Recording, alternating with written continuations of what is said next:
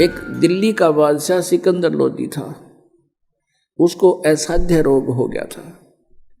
उसने सभी जंतर मंत्र भी करा लिए थे, हिंदू और मुसलमान सभी पीर फकीरों से, गुरु और ब्राह्मणों से, धार्मिक अनुष्ठान जैसा भी जिसने जो कहा उसने खूब करा लिया। उसको कोई राहत उसके रोग में नहीं मिल रही थी। जलन का रोग था। जलन का रोग ऐसा होता है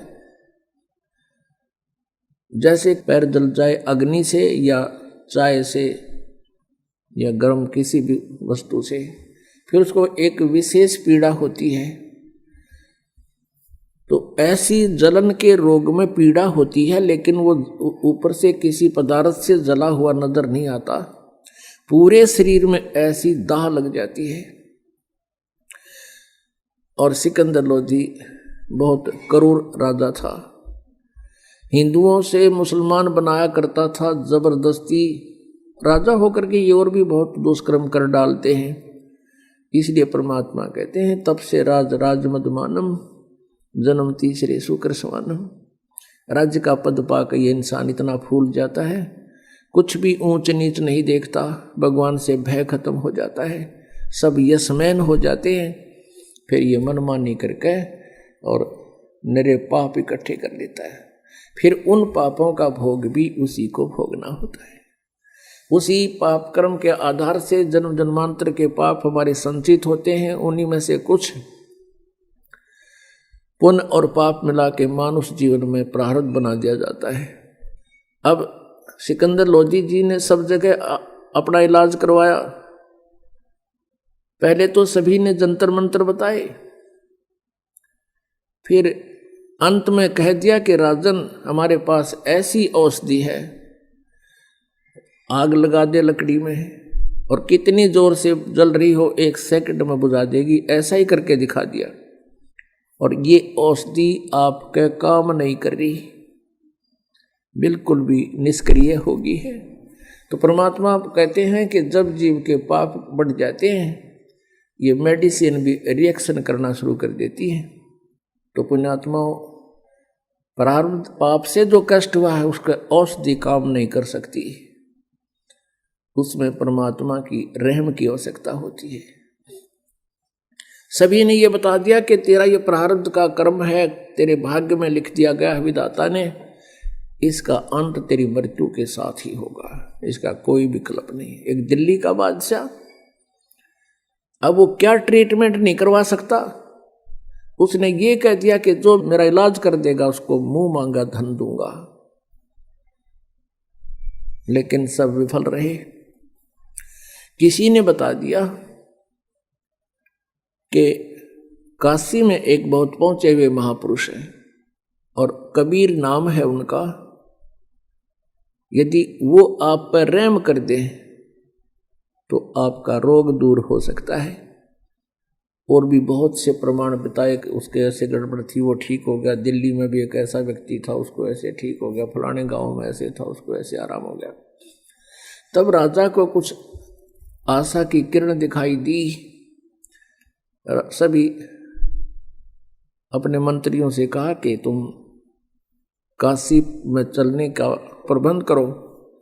उन्होंने पहले घुड़सवार भेज दिए 2-3, और काशी के राजा थे वीरदेव सिंह बघेल, वो दिल्ली के बादशाह के अंतर्गत थे, अधीन होते थे। ओवरऑल कंट्रोलर भारत का दिल्ली का शासक ही होता था, बाकी छोटे छोटे नरेश होते थे, जैसे वर्तमान में स्टेट बना रखी हैं और मुख्यमंत्री प्रधानमंत्री के अधीन है।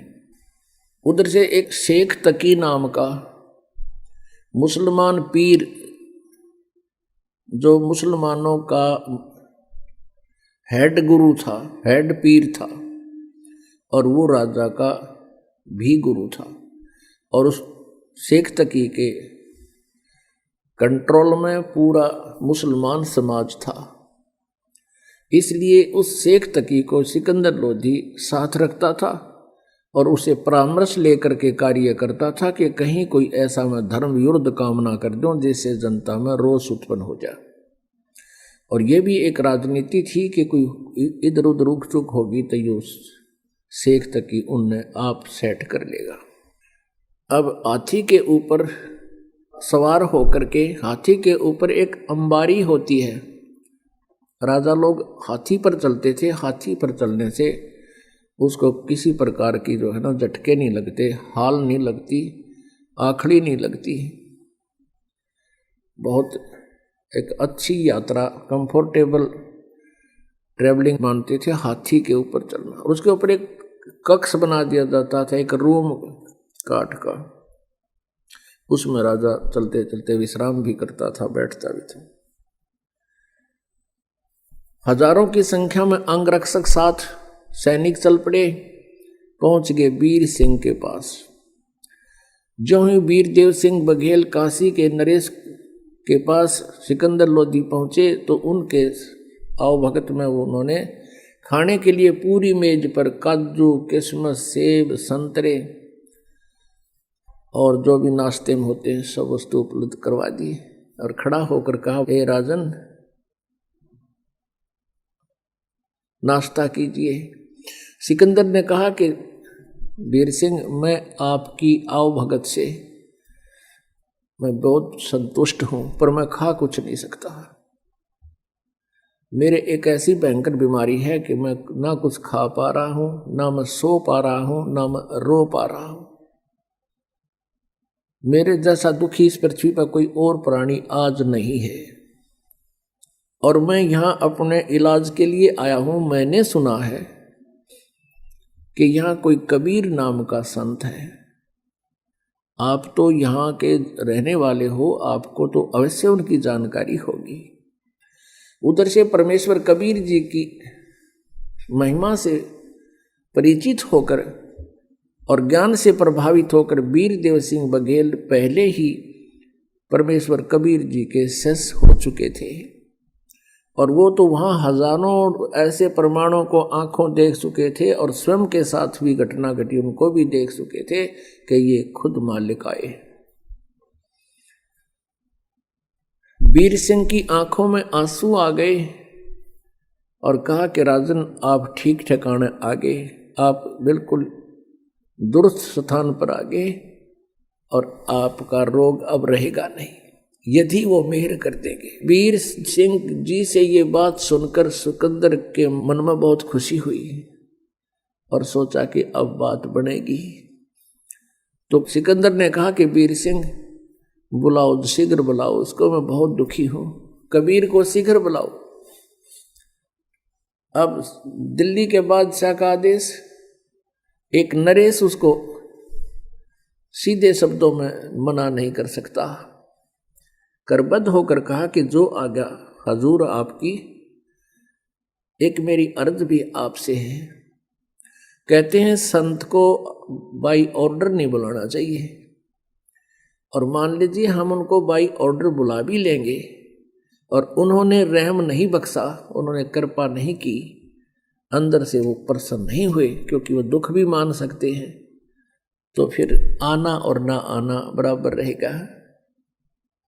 और कहते हैं संत को बुलाना नहीं चाहिए, स्वयं चलकर उनके द्वार पर जावे, नतमस्तक होवे, तो प्रसन्न होगे तो राहत मिलेगी। खुश होकर आशीर्वाद देंगे तब राहत मिलती है। सिकंदर कहने लगा, बस ठीक है, आप मुझे अभी ले चलो। अमरता के ना करता, ना जिसके एक शब्द में पूरा हिंदुस्तान हला करता। फिर भी पुण्यात्मा, ये विचार करो इस तत्व ज्ञान पर कि जो राजपाट चाहते हैं वो कितने सुखी हैं, और फिर भी उन्होंने परमात्मा के सहारे की फिर भी आवश्यकता पड़ती है। और हम पहले उस परमात्मा की आड़ में बैठ गए, हम पहले उस पावर हाउस से कनेक्शन ले चुके हैं, जिनसे को फिर बाद में लेगा, चाहे राजा हो चाहे कोई हो, तो उनको उसी सत्र का फिर बाद में लाभ मिलेगा। अब वीर सिंह बघेल को पता था, जिसमें वो सिकंदर लोधी ने चलने को कहा, उस समय जो समय था वो कबीर जी के घर पे मिलने का नहीं था, शाम का समय था। वो परमात्मा कबीर जी अपने उस शिष्टाचार के आधार से गुरु स्वामी रामानंद जी के आश्रम में शाम को जाया करते थे, वहाँ बैठकर सब भक्तों और साधुओं के साथ आरती किया करते थे। वो समय वीरदेव सिंह बघेल को पता था कि कबीर जी आश्रम में मिलेंगे, तो सीधा आश्रम में लेकर गया। अब जो ही सिकंदर लोधी और वीरदेव सिंह बघेल रामानंद जी के मेन गेट पर पहुंचे, वहां द्वारपाल खड़े थे भक्त। अब वीरदेव सिंह को तो पता था कि हमारे आश्रम का क्या रूल है, क्या नियम है, और यदि वो आप बताते उस सिकंदर लोधी को तो उसको महसूस हो सकता था, क्योंकि राजा जो है सांप के साहस है, और उसके जरा सा भी कोई उसके विरुद्ध काम हो जाए, उसकी प्रकृति के विपरीत, वो तुरंत डंक मार सकता है। तो वीरदेव सिंह बघेल ने उस सेवादार से कहा कि भक्त सिकंदर लोधी दिल्ली के बादशाह आए हैं और हमने कबीर जी से मिलना है, क्या आए हैं भगवान? अब सेवक ने कहा कि उनके आने का वैसे तो समय हो रहा है, पर अभी तक वो पहुंचे नहीं हैं। तो वीरदेव सिंह ने कहा कि आप स्वामी रामानंद जी से प्रार्थना कीजिए, क्योंकि रामानंद जी मुसलमानों को एंट्री अलाउड नहीं करता था, नो एंट्री थी मुसलमानों की रामानंद जी के आश्रम में। और वीरदेव सिंह बघेल न्यू कहे कि आपको अंदर नहीं जाने देंगे, तो राजनीति भी साथ रहती है इन लोगों के, इसलिए उस सेवक से सीधा ही कह दिया कि अंदर से आदेश आप पर ले लेगा यूं। तो वीरदेव सिंह बघेल ने कहा कि स्वामी जी रामानंद जी से कहिए कि दिल्ली के बादशाह शहनशाह सिकंदर लोधी जी आए हैं और वो कबीर जी से मिलना चाहते हैं और आपका भी दर्शन करना चाहते हैं, और जब तक कबीर जी यहाँ आए तब तक आपके पास ये विराजमान होकर के टाइम पास करना, तो अपना समय इंतज़ार करेंगे, उनके आने तक आश्रम में बैठना चाहते हैं, आपकी आज्ञा लेकर आइए, आपकी क्या आज्ञा। अब सेवादार गया, ऐसे गेट के साथ में ही उनका बाहर आसन लगा हुआ था पेड़ों के नीचे। रामानंद जी का जो गेट से 50 फुट की दूरी पर मुश्किल से होगा, लेकिन था साइड में, सामने दिखाई नहीं दे रहा था। तो जैसा ही सेवक ने जाकर कहा कि हे स्वामी जी, ऐसे ऐसे दिल्ली के बादशाह सिकंदर लोधी आए हैं और आपके दर्शन करना चाहते हैं और कबीर जी से मिलना चाहते हैं, जब तक कबीर जी आओ तब तक आपके यहाँ आश्रम आपके पास बैठना चाहते हैं, आपकी जो आज्ञा हो। अब रामानंद जी ने कहा कि मैं इन मलेच्छों को, काफरों को, मुसलमानों को अपने आश्रम में अलाउड नहीं करता, कह दो सिकंदर को बाहर इंतजार कर लेगा।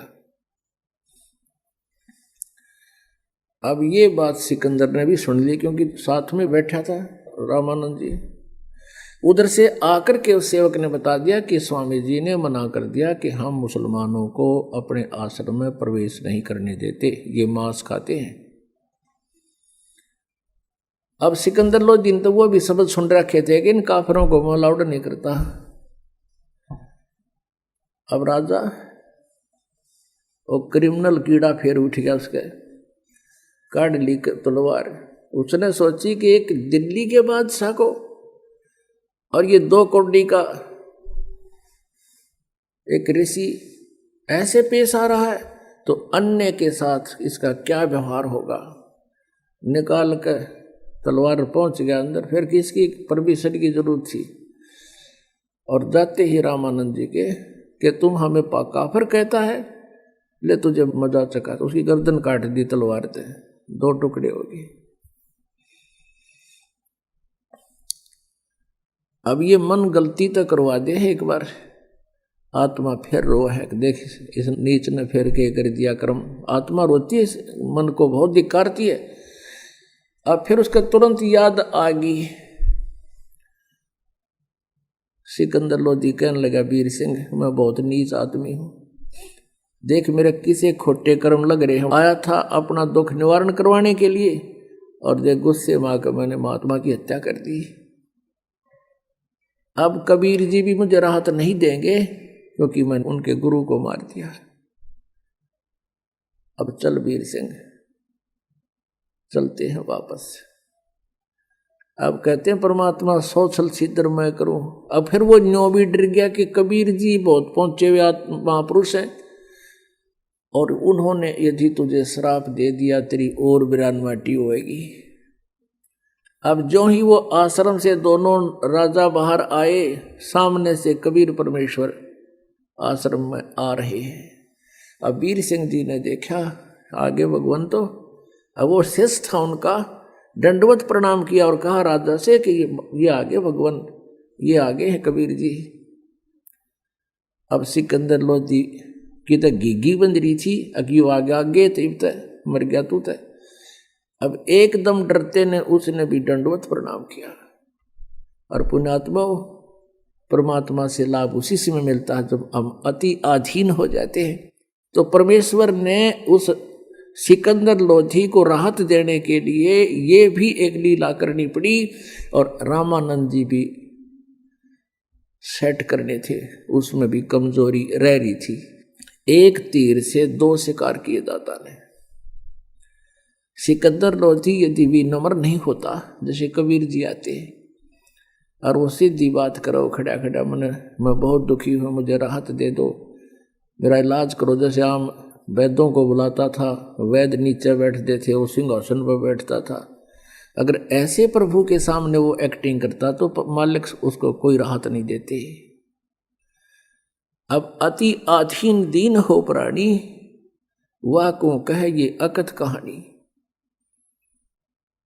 अब दोनों दंडवत किए हुए सामने, काशी नरेश और पूरे भारत का राजा, परमात्मा ने झुक के दोनों के सिर पे हाथ रखा, मुकुट समेत दंडवत प्रणाम कर रहे हैं, और परमात्मा ने उनके दोनों के सिर पे हाथ रखा आशीर्वाद वाला, और कहा इस गरीब के पास ये दो नरेश आज कैसे आगमन हुआ।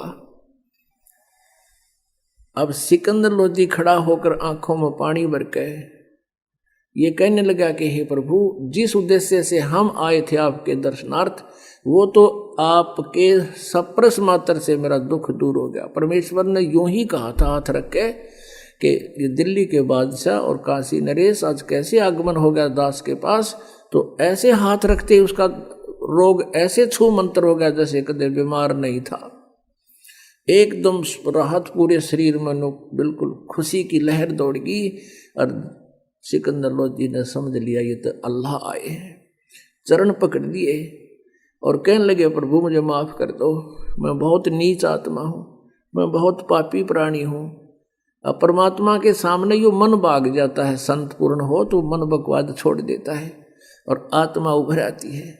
आत्मा विनम्र है, ये मन दुष्ट है, इन दोनों का संयोग है।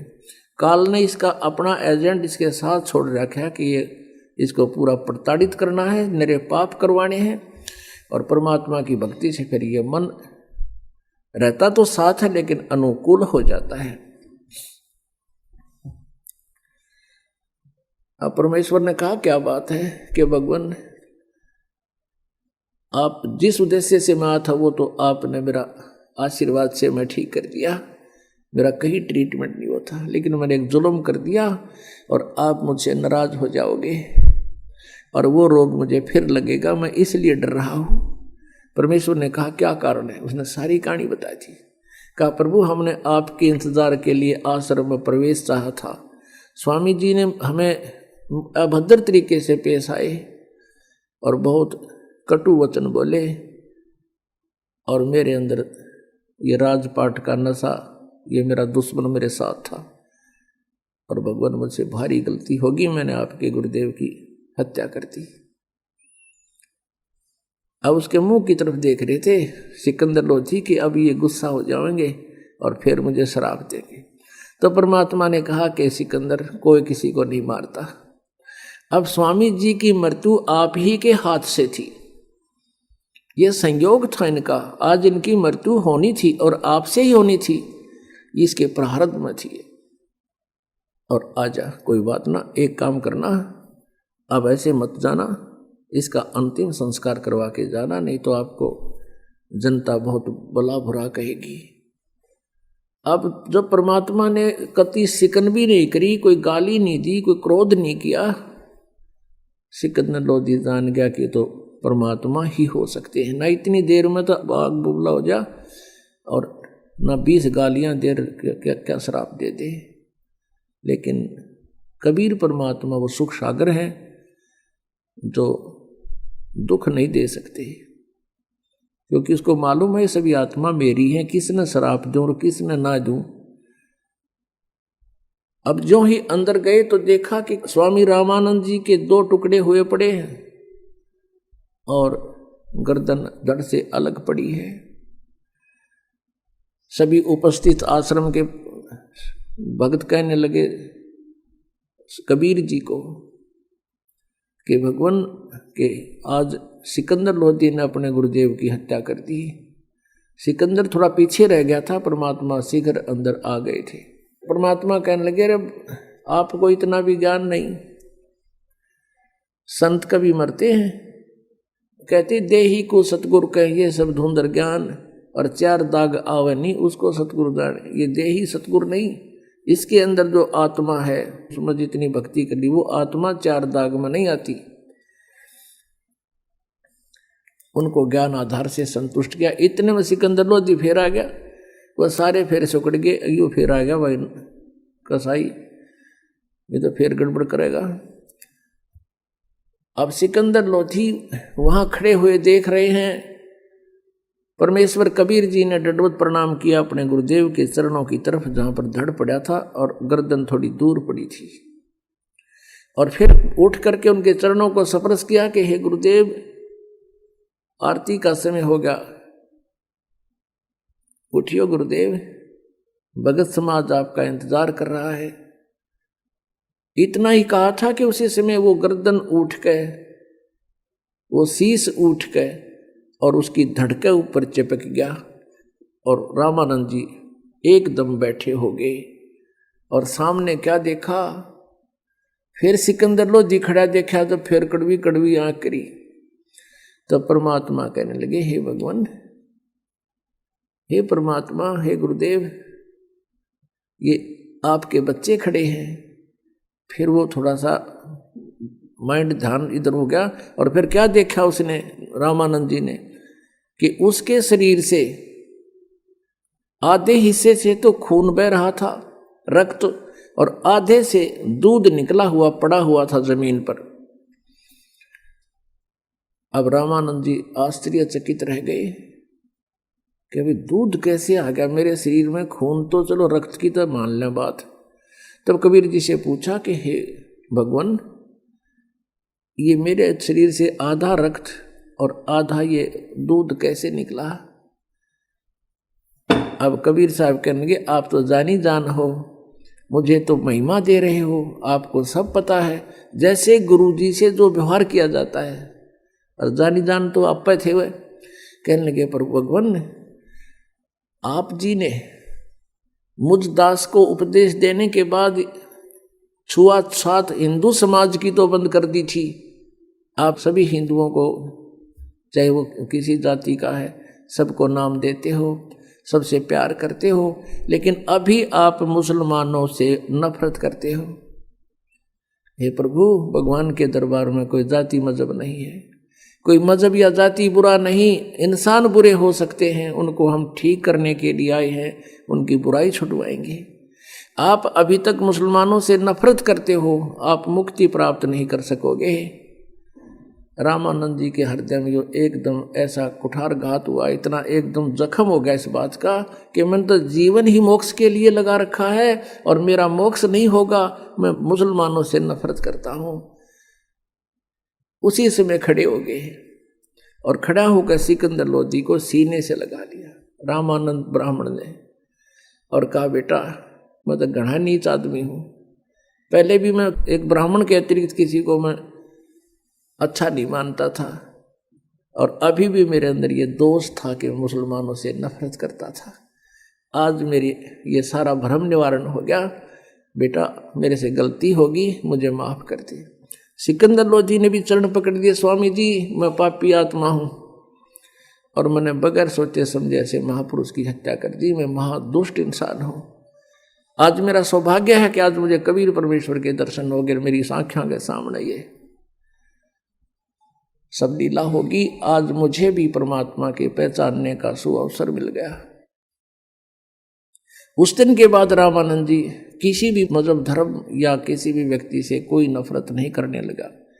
और परमेश्वर ने बताया कि स्वामी जी आज आपकी आयु फाइनल थी, आज के बाद आपकी आयु नहीं थी, और अब ये आयु परमात्मा की दी हुई आपको मिली है।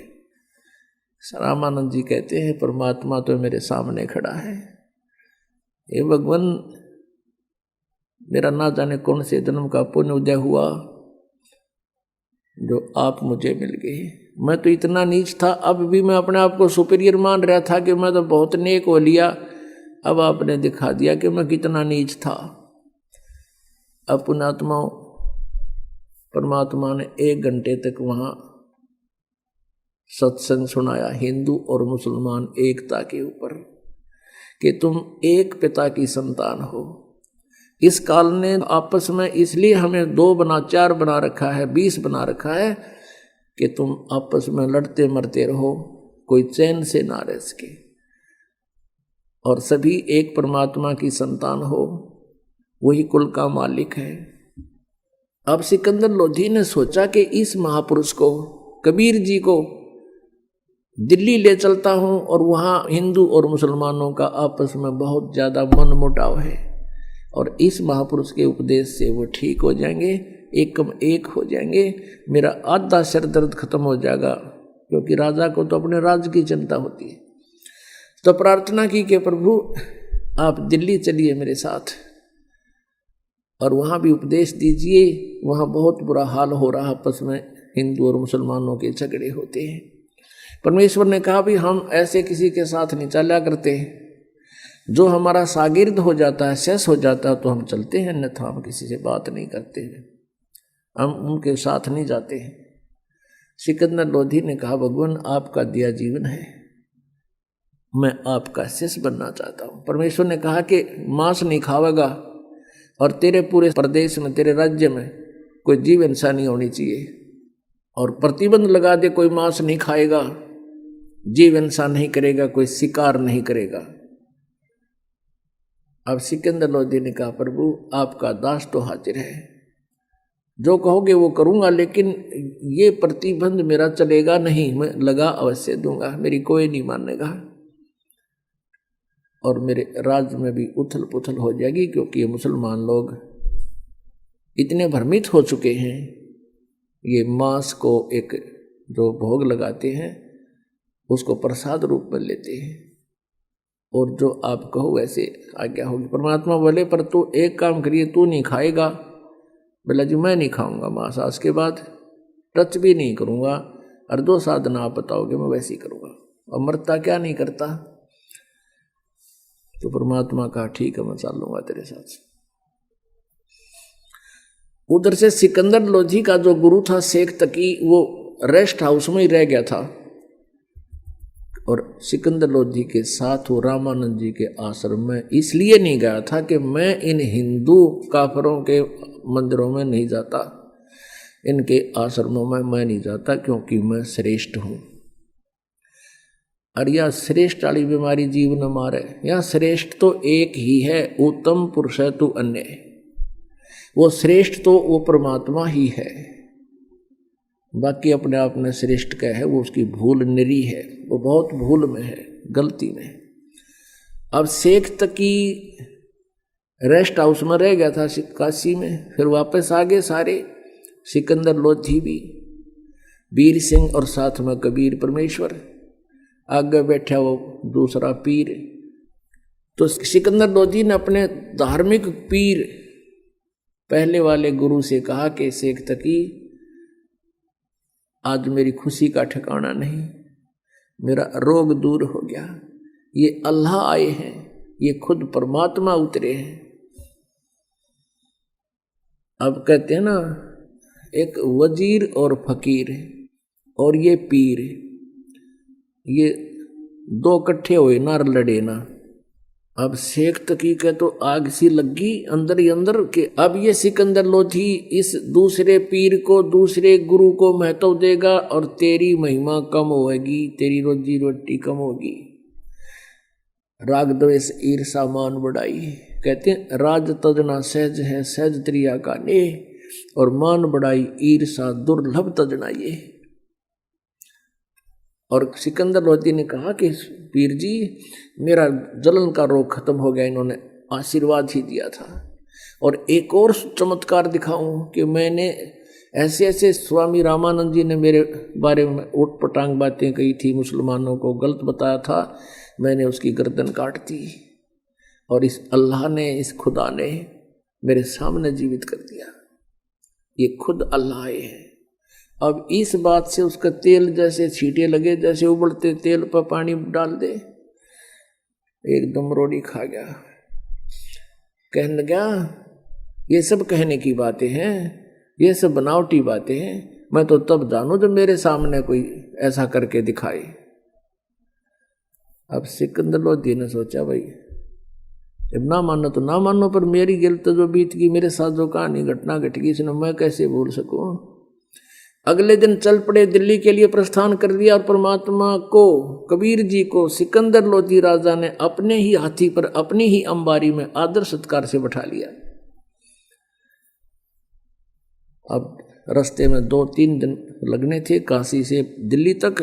रास्ते में एक जगह पड़ाव किया, दरिया को देख करके उसके साथ रात बिताने के लिए वहाँ अपना लगा दिया पड़ाव, टेंट लगा दिए, अलग अलग विश्राम करने लगे। अब सुबह सुबह शेख तकी के पास सिकंदर लोधी गया प्रणाम करने के लिए प्रतिदिन की तरह, और कहा जाके सलाम वालेकुम पीर जी। पीर जी का तो टेढ़ा मुंह हो रहा, यूँ कह मुझे क्या जरूरत है, तुझे मिल तो गया सलाम करने वाला, क्या जरूरत है मेरी। और ठीक है मैं अब जाके सारे मुसलमानों को बता दूंगा कि राजा तो काफिर हो गया, हिंदू को गुरु बना लिया। अब सिकंदर लोधी के पाया तले की धरती खिसकी कि जाते काम करेगा, और मानना ना सुनता नहीं कति। सिकंदर लोधी ने कहा पीर जी ऐसी क्या गलती होगी कि तुझे तो भगवान मिल गया, अल्लाह मिल गया, अल्लाह आकार में आने लग गया है, हमारे मुसलमान धर्म के विरुद्ध तू बातें कर रहा है। और केवल हमारे हजरत मोहम्मद जी ने ही एक गाय को जीवित किया था, एक बकरे को जीवित किया था। कहते तू इसको अल्लाह मानता है, मैं नहीं मानता, और मुसलमान समाज को कह दूंगा यह सारी कहानी, फिर तू जाने वो जाने। अब सिकंदर को पता था ये नाश कराएगा जाते ही। सिकंदर लोधी वापस आ गए टेंट में जहां कबीर जी विराजमान थे। सिकंदर लोधी के चेहरे की उदासी देखकर भगवान ने पूछा कि राजन कोई राजकाज की बुरी खबर सुन ली क्या, आप मायूस कैसे हैं। तो सिकंदर लोधी ने कहा प्रभु क्या बताऊं,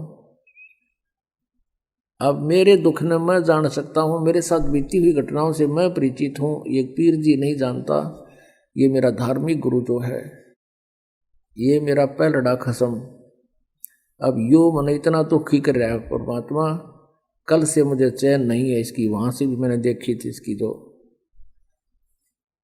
गतिविधि, और अब तक ये बहुत टेढ़ा मुंह कर रहा है, जाते ही सब मुसलमानों को कह देगा तो मेरा राज्य नहीं रहेगा।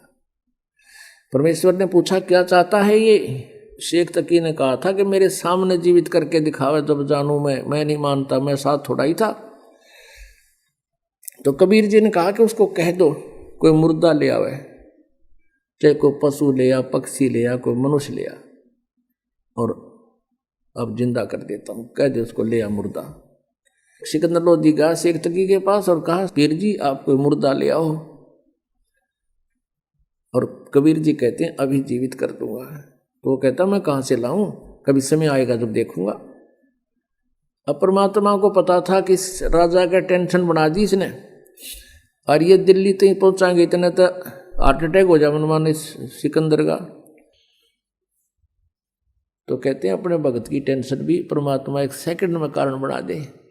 उसी समय क्या देखा कि दरिया के बाहर सब कोई टहल रहा था, कोई नहा रहा था, कोई अपना घूम रहा था, इतने में क्या देखा कि एक मुर्दा, एक बच्चे का शव, 12-13 साल की आयु के बच्चे का शव, जिसको अंतिम संस्कार कर दिया गया था मृत्यु के उपरांत। क्योंकि कुछ ऐसे कबीले हैं जो न तो जमीन में दबाते हैं, न सभा करते हैं, अग्नि में संस्कार नहीं करते, वो केवल जल प्रवाह कर देते हैं। वो ये सोचते हैं कि इसके शरीर को मछली खाएंगी, कीड़े मकोड़े खाएंगे, इसको कुछ पुण्य हो जाएगा, और उसको दरिया में जो समुद्र की तरफ जा रही होती है उसमें एक अच्छे आदर के साथ एक फ्लोटिंग ऐसा बना देते हैं, बेड़ा सा, घास फूस का, लकड़ी, थोची से लकड़ी लगा कर उसके ऊपर आदर से लेटाकर और उसके ऊपर एक कपड़ा डालकर जल प्रवाह कर देते हैं। ऐसा जल प्रवाह किया हुआ मृत बच्चा आ रहा था शव, तो सभी ने कहा कि वो आ गया मुर्दा, वो आ गया मुर्दा। सब आगे भाग कर बाहर, कबीर जी भी कोई बुला लिया, शेख तकी भी आ गया। और शेख तकी कहता है अब करके दिखा दे इसको जीवित, हम मान जाएंगे। परमात्मा बोले पहले तू करके दिखा, कहीं फिर बाद में नंबर बनाओ मैं भी कर दूँ। अब सभी ने कहा ठीक है शेख तकी, आप भी करके दिखा दो, आपके पास कोई शक्ति है। अब वो लगा अपने जंतर मंतर करण, यावा होता वो तो होना क्या था उससे। वो पहुंच गया, मुर्दा चला गया लगभग 2-3 फरलांग, यानी 600-700 फुट नीचे को डाउन स्ट्रीम में बहता हुआ। तो शेख तकी कहता है ये तो अपने सिर से बला उतरवाना चाहा था, ये भी नहीं कर सकता, ये बातें बनाता है। ये तो चाहा था कि मुर्दा चला जाए, तेरी इज्जत रह जावे, वो इसने कर ही दिया, मुझे लगा दिया इस पे। अब परमात्मा ने ऐसे संकेत किया मालिक ने हाथ से, वो मुर्दा वापस चल पड़ा। जैसे इंजन की नौका होती है, इंजन वाली मोट, और वो दरिया के फ्लो के विपरीत चल पड़ती है, ऐसे वो मुर्दा दरिया के ऊपर से ऐसे वापस आके और वहाँ खड़ा हो गया सामने, ऐसे लेट नुका नु स्थिर हो गया मुर्दा, वो मृत शरीर। नीचे से लहरें बह रही हैं दरिया की और वो सब ऐसे है।